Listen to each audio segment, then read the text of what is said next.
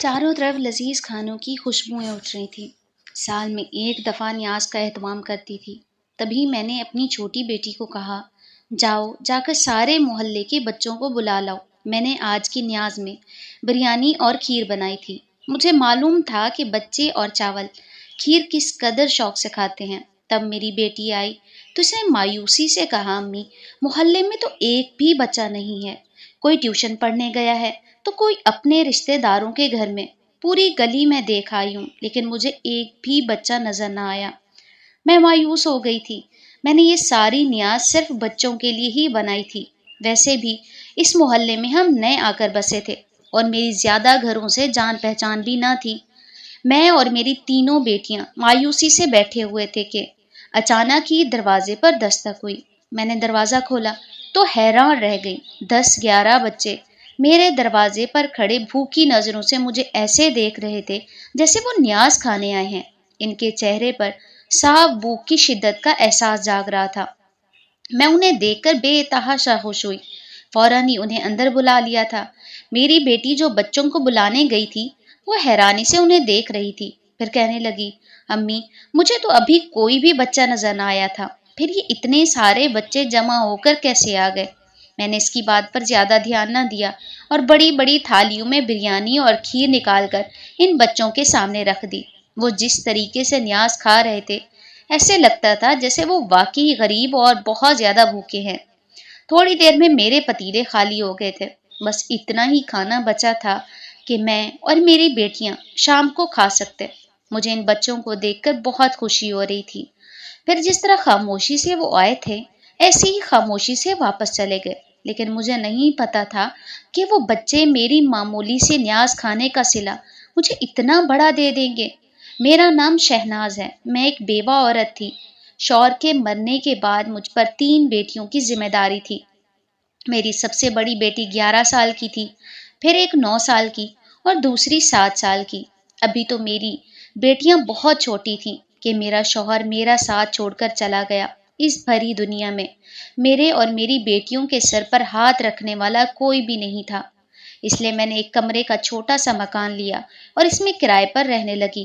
یہ شکر تھا کہ میں نے شادی سے پہلے سلائی کا ہنر سیکھ لیا تھا جو اب میرے کام آ رہا تھا۔ میری ننھی ننھی بیٹیاں بھی میری مدد کر دیا کرتی تھی، بلکہ بڑی والی جو ابھی صرف 11 سال کی تھی، اس نے پورے گھر کی ذمہ داری اٹھا رکھی تھی۔ وہ نہ صرف برتن جھاڑو لگاتی بلکہ کچن بھی صاف کر دیا کرتی تھی اور میں صرف کھانا بنا کر رکھ دیتی۔ ویسے بھی ہم 4 ماں بیٹی کا کھانا بنتا ہی کتنا تھا۔ سلائی کے معمولی پیسوں سے بس ہمارا گزارا ہی ہو جاتا تھا۔ لیکن میری ایک عادت تھی کہ میں ہر سال ہی ایک بار گھر میں نیاز ضرور لگاتی تھی۔ میں پورا سال 10-10 20-20 کر کے ایک گلک میں جمع کر دیا کرتی تھی پیسے۔ پھر جب سال کا اینڈ ہوتا تو میں اس گلک کو توڑ کر ان پیسوں سے نیاز لگایا کرتی تھی۔ جس گھر میں شوہر کے ساتھ رہتی تھی وہ میرے سسرال کے گھر کے ساتھ ہی تھا تو کرائے پہ ہی، لیکن پھر بھی ایک سسرال کا آسرا ہو جاتا تھا۔ لیکن شوہر کے مرنے کے بعد تو سسرال والوں نے مجھ سے بالکل منہ ہی پھیر لیا تھا اور اب اس گھر کا کرایہ دینا میرے لیے مشکل سے مشکل ہوتا جا رہا تھا۔ اس لیے میں نے اس علاقے کو چنا تھا۔ یہاں پر نسبتاً کم کرائے والے گھر تھے جس کی وجہ سے میں آرام سے اپنا گزارا کر سکتی تھی۔ ویسے بھی پورا دن لگا کر 2 جوڑے سلائی کر پاتی، تبھی مشکل مجھے 500 روپے مل جایا کرتے تھے۔ اس جگہ پر تو آ گئی تھی لیکن حالات ایسے تھے کہ میں نے اپنی تینوں بچیوں کو اسکول میں بھی داخل نہ کروایا تھا۔ میرے میکے کی طرف سے بھی کوئی آسرا نہ تھا کیونکہ ماں بوڑھی تھی جو خود ہی بھائی بھابھی کے آسرے پر جی رہی تھی۔ اگر میں بھی وہاں اپنی تینوں بچیوں کو لے کر جاتی تو شاید ان کی زندگی اور مشکل ہو جاتی۔ اس لیے میں اس علاقے میں آ کر رہنے لگی۔ ایک چھوٹا سا کمرے کا گھر تھا۔ اس کا کرایہ نہایت ہی کم تھا۔ اس کی وجہ یہ تھی کہ برابر میں ایک بڑا سا گھر تھا جو کہ ٹوٹا ہوا تھا۔ وہ گھر اچھا خاصا بڑا تھا لیکن اس گھر کے بارے میں مشہور تھا کہ پچھلے 20 سالوں سے یہ گھر خالی پڑا ہے۔ یہاں پر کسی کا قتل ہو گیا تھا جس کی وجہ سے کوئی بھی اسے آباد نہ کر سکا۔ جس خاندان کے افراد کا قتل ہوا تھا وہ تو پہلے ہی اس مکان کو چھوڑ کر چلے گئے تھے اور پھر جس نے بھی یہ گھر خریدا کوئی بھی اس میں نہ رہ سکا۔ یہی وجہ ہے کہ اس گھر میں تو لوگ رہتے ہی نہیں تھے۔ ساتھ ہی اس کے برابر والا گھر جو کرائے کے لیے خالی تھا، اس میں بھی رہنے سے ڈرتی تھی۔ لیکن چونکہ میں اس علاقے میں ایک انجان تھی، اس لیے جب میں نے یہ سارا سامان اس چھوٹے سے گھر میں شفٹ کر لیا، تب مجھے برابر والے گھر کے بارے میں پتہ چلا تھا۔ اب مجھے رہتے ہوئے 1 مہینہ ہو گیا تھا، لیکن ہمیں کچھ بھی ایسا محسوس نہیں ہوا تھا، اس لیے میں اپنی بیٹیوں سمیت اس گھر میں آرام سے رہ رہی تھی۔ مجھ سے کافی فاصلے پر گھر بنے ہوئے تھے، لیکن وہ سارے گھر بہت اچھے اور خوبصورت تھے۔ یقیناً اس میں رہنے والے بھی اچھے خاصے امیر لوگ تھے۔ یہی وجہ تھی کہ آج جب میں نے نیاز لگائی تو اس گھر سے کوئی بھی بچہ کھانے نہ آیا تھا۔ میں یہ سوچ کر مایوس ہو چکی تھی کہ شاید انہوں نے اپنے بچوں کو مجھے غریب سمجھ کر نہ بھیجا، لیکن تھوڑی دیر بعد جب بہت سارے بچے کھانے کے لیے آ گئے تو مجھے دیکھ کر نہایت خوشی ہوئی تھی۔ میں نے بڑے پیار اور محبت سے ان سب بچوں کو کھانا کھلایا تھا۔ میں نے بڑی مشکل سے پورا مہینہ سلائیاں کر کے کرائے کے لیے رقم جمع کی تھی، اور اب مالک مکان آ کر وہ رقم لے گیا تھا۔ اب اگلے مہینے کے لیے مجھے رقم جمع کرنی تھی، لیکن میں سوچ رہی تھی اگر کرائے کی فکر میں مبتلا رہی تو پھر میں اپنی بچیوں کو بھلا کیسے اسکول میں داخل کراؤں گی؟ یہاں تو کسی محلے پڑوس سے کوئی مدد کی امید نہ تھی، کیونکہ سارے ہی لوگ اچھے خاص کھاتے پیتے گھرانے سے لگتے تھے، اور میں اگر ان کے پاس آنا جانا کرتی تو شاید مجھے بہت ہی عجیب محسوس ہوتا۔ دوسرے دن شام کو میں پریشان سی کپڑے سلائی کرنے میں مصروف تھی کہ اچانک ہی دروازے پر دستک ہوئی۔ دونوں چھوٹی بیٹیاں کھیل رہی تھی تو بڑی والی حسب عادت کچن صاف کر رہی تھی۔ پھر میں نے اسے آواز لگائی، امبر جا کر دروازے پر دیکھو کون ہے۔ پھر امبر جب واپس آئی تو وہ اکیلی نہ تھی، بلکہ اس کے ساتھ ایک عورت اور ایک مرد بھی تھا۔ عجیب سے حلیے والے دونوں مرد اور عورت شاید میاں بیوی لگ رہے تھے۔ میں انہیں دیکھ کر حیران تھی۔ پھر دل میں سوچا چلو عورت تو اندر آ سکتی ہے، لیکن مرد بنا اجازت کے اندر کیسے آ گیا؟ لیکن چونکہ وہ دونوں اجنبی تھے اس لیے میں نے انہیں بڑے احترام سے بیٹھنے کے لیے کہہ دیا تھا۔ اب وہ میرے سامنے بیٹھ غور سے پورے گھر کو یوں دیکھ رہے تھے جیسے کسی نئی چیز کو دیکھا جاتا ہے۔ میرے لیے وہ انجان تھے۔ میں یہی سوچ رہی تھی کہ شاید محلے پڑوس سے آئے ہوں گے۔ پھر میں نے ان کے سامنے امبر سے چائے بنانے کا کہا تو وہ دونوں میاں بیوی منع کرنے لگے اور کہنے لگے ہم آپ کے پاس ایک ضروری کام سے آئے ہیں۔ پھر میں ان کی بات سن کر کہنے لگی جی بتائیے کیا کام ہے آپ کو مجھ سے؟ پھر وہ جو عورت تھی وہ بڑے آرام سے مجھے کہنے لگی کہ ہم یہاں سے تھوڑی دور رہتے ہیں، لیکن ہمیں آپ کی ایک مدد کی ضرورت ہے۔ کل ہمارے بچے نہ جانے کیسے آپ کے گھر آ گئے تھے۔ آپ نے جو کھانا انہیں کھلایا تھا وہ انہیں اتنا پسند آیا ہے کہ وہ گھر جا کر ضد کر رہے تھے کہ ہمیں کل والا کھانا چاہیے۔ کیا ہم آپ سے پوچھ سکتے ہیں کہ آپ نے اتنا لذیذ کھانا کیسے تیار کیا تھا؟ کیونکہ میرے ہاتھ میں واقعی بہت ذائقہ تھا۔ میں ان کی بات سن کر کہنے لگی میں نے ایسے ہی بنایا تھا جیسے کہ عام طور پر پکایا جاتا ہے۔ میری بات سن کر وہ عورت کہنے لگی کہ اچھا میں کبھی آپ جیسا کھانا نہیں بنا سکتی، کیا آپ روزانہ ہمیں ایسا کھانا تیار کر کے دے سکتی ہیں؟ کیونکہ ہمارے بچے تعداد میں بہت زیادہ ہیں اور میں ان کے لیے اس طرح کا کھانا بھی تیار نہیں کر سکتی۔ بھلے آپ مجھ سے پیسے لے کر بدلے میں مجھے کھانا بنا کر دے دیا کرنا۔ اس عورت کی بات سن کر میں حیران رہ گئی تھی۔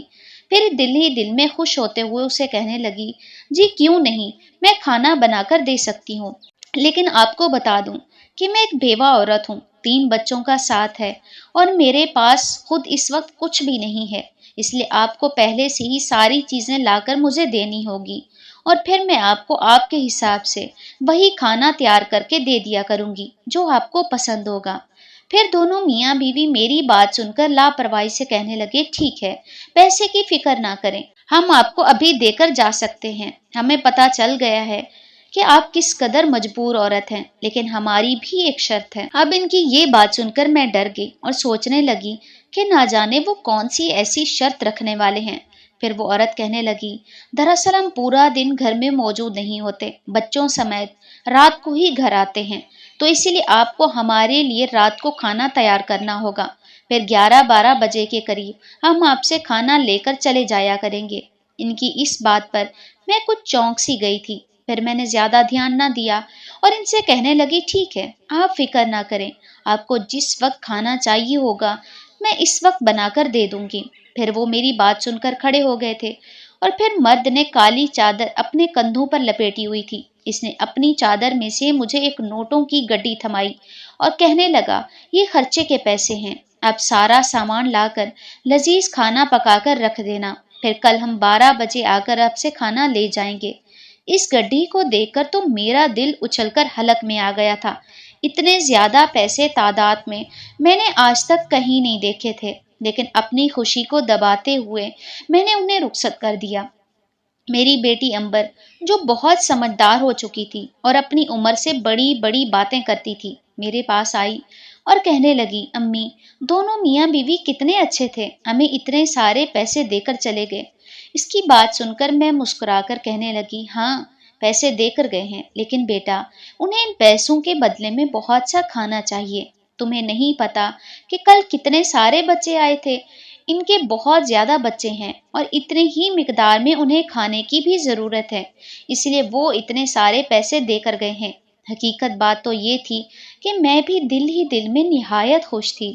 پھر دوسرا دن ایک مصروف ترین دن تھا۔ میں نے بازار جا کر بہت سا سامان خریدا اور پھر گھر واپس آ گئی۔ اب میں نے بڑے پتیلوں میں کھیر اور بریانی بنا کر رکھنی تھی تاکہ وہ دونوں میاں بیوی آ کر کھانا لے جائیں۔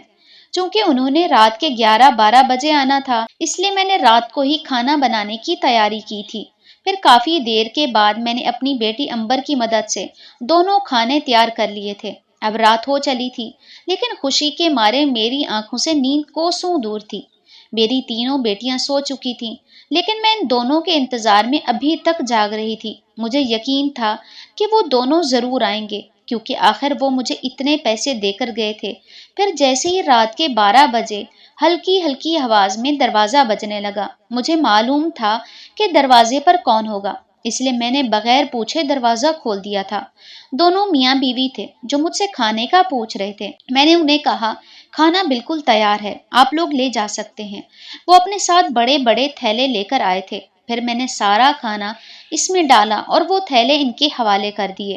میں نے بچے ہوئے پیسے ان کو دینے چاہے تو وہ کہنے لگے، نہیں، یہ آپ اپنے پاس رکھیں اور ان سے آپ ان سب کی ضرورت پوری کریں، اور جب آپ کو پیسے چاہیے آپ نے ہمیں بتا دینا ہے۔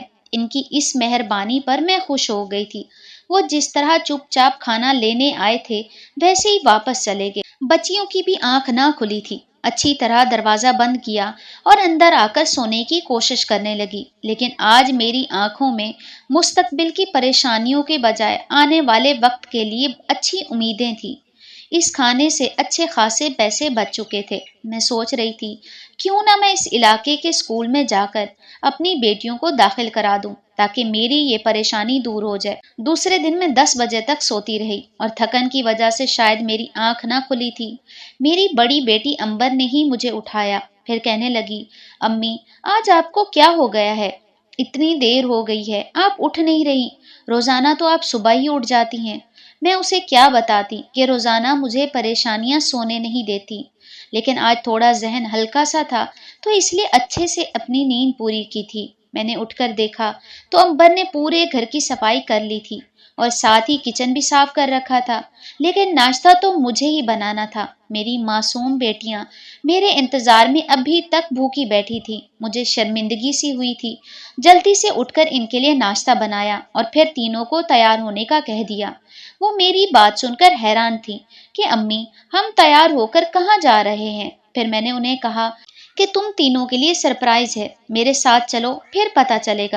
پھر میں نے اور ان تینوں نے بیٹھ کر ناشتہ کیا۔ جیسے ہی وہ تیار ہوئیں تو میں نے گھر پر تالا لگایا، انہیں لے کر اس علاقے کے ایک سرکاری اسکول میں چلی گئی۔ یوں تو پڑھائی کا آدھا سال گزر گیا تھا، لیکن پھر میں نے پرنسپل کی منتیں کی تو وہ انہیں داخلہ دینے کے لیے تیار ہو گئی تھی۔ اسکول یونیفارم، کتابیں وغیرہ مجھے خود ہی پے کر کے لینی تھی، لیکن جب میں نے پرنسپل کو بتایا کہ میں ایک بیوہ اور غریب عورت ہوں تو وہ کہنے لگی، ٹھیک ہے، ہم آدھا خرچہ کر دیں گے، باقی آدھا آپ کو خود کرنا ہوگا۔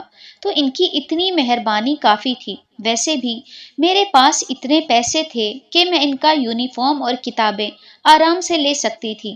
پھر میں خوشی خوشی گھر آ گئی۔ وہ تینوں بہت زیادہ خوش تھیں اور اسکول جانے کی خوشی میں خوب باتیں کر کر کے میرا دماغ کھا رہی تھی۔ پھر جیسی رات شروع ہوئی میں نے کھانا تیار کرنا شروع کر دیا تھا۔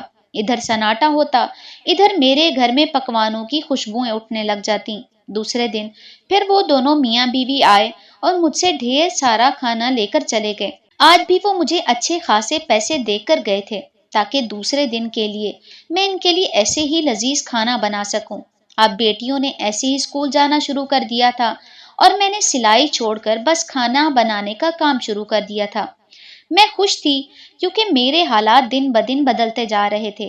بچوں کی چھوٹی چھوٹی خواہشیں میں ایسے پوری کر دیتی جیسے ان کا باپ کیا کرتا تھا۔ ان دونوں میاں بیوی نے مجھ سے وعدہ لے رکھا تھا کہ میں اس بات کا ذکر کسی کے سامنے نہ کروں کہ ہم تم سے ایسے کھانے پکوا کر لے جایا کرتے ہیں۔ مجھے بھلا کیا اعتراض ہو سکتا تھا، اس لیے میں نے دونوں میاں بیوی کی بات چپ چاپ مان لی تھی۔ وہ رات کی تاریکی میں آتے اور اپنا کھانا لے کر چلے جاتے، بدلے میں مجھے اچھی خاصی رقم دے کر جاتے تھے۔ اسی لیے میں نے زیادہ پڑوس کی کسی عورت سے بھی جان پہچان نہ بڑھائی تھی کہ ایسا نہ ہو کہ وہ مجھے کام کرتا ہوا دیکھ لے اور سوالات کا پہاڑ میرے سامنے کھڑا کر دے۔ مجھے اپنی 3 بچیوں کو پالنا تھا، مجھے اس وقت پیسوں کی ضرورت تھی۔ میں نہیں چاہتی تھی کہ میرا یہ کام رک جائے۔ اب بچیوں کے اسکول میں کوئی فنکشن ہوتا یا پھر ان کو کپڑوں کی ضرورت ہوتی، میرے پاس پیسے ہوتے، میں فوراً جا کر ان کے لیے ایک سے ایک بڑھ کر چیز خرید کر دے دیا کرتی تھی۔ جس گھر میں ہم رہتے تھے اس گھر کی ایک چھت بھی تھی، اگر چھت پر کھڑے ہوتے تو برابر والے خالی گھر کا منظر صاف دکھائی دیتا تھا۔ میں اپنی تینوں بیٹیوں کو چھت پر جانے نہ دیا کرتی تھی، لیکن ایک دن میں کام میں مصروف تھی تو دونوں چھوٹی بیٹیاں چھت پر جا کر کھیلنے لگی۔ امبر حسب عادت کپڑوں پر استری کر رہی تھی، وہ بیچاری کوئی نہ کوئی کام کرتی رہتی تھی۔ میں ابھی صحن میں ہی کھڑی تھی کہ اچانک میری دونوں بیٹیاں گھبرائی صورت لیے سیڑھیاں اترتی ہوئی نیچے آئیں۔ وہ مجھ سے لپٹ کر رونے لگی۔ انہیں یوں روتا دیکھ کر میں پریشان ہو گئی تھی۔ میرے پوچھنے پر وہ کہنے لگی، امی، ہم نے برابر والے خالی گھر میں بہت سارے بچوں کو دیکھا ہے، وہ کھیل رہے تھے اور ہمیں اپنے پاس بلا رہے تھے۔ ان کی بات سن کر میرا دل دھک سا رہ گیا تھا۔ میں نے انہیں خود سے بھینچ لیا۔ ایسے کیسے ہو سکتا تھا، کیونکہ وہ گھر تو بالکل خالی تھا۔ میں اچھی طرح جانتی تھی۔ پھر میں انہیں جھڑکنے لگی کہ تم مجھ سے بغیر پوچھے چھت پر کیوں گئی تھی؟ ہو سکتا ہے تمہاری آنکھوں کو وہم ہوا ہو، لیکن ان کی معصوم صورت انتہائی ڈری ہوئی تھی۔ پہلی بار مجھے ایسا محسوس ہوا تھا۔ ان کے منہ سے یہ بات سن کر میں انتہائی پریشان ہو گئی تھی۔ اب میں نے ان تینوں کو سختی سے منع کیا کہ تم لوگوں نے ہرگز چھت پر نہیں جانا۔ پھر ایک دن کچھ ایسا ہوا جس نے مجھے پریشان کر دیا تھا۔ پڑوس میں رہنے والی ایک عورت آئی، مجھ سے کہنے لگی، کیا بات ہے بہن، تم ایسا کیا رات میں پکاتی ہو کہ تمہارے گھر سے اتنی اچھی اچھی خوشبوئیں اٹھتی ہیں، وہ بھی رات کے 10 بجے؟ کیا تم دیر سے کھانا بناتی ہو؟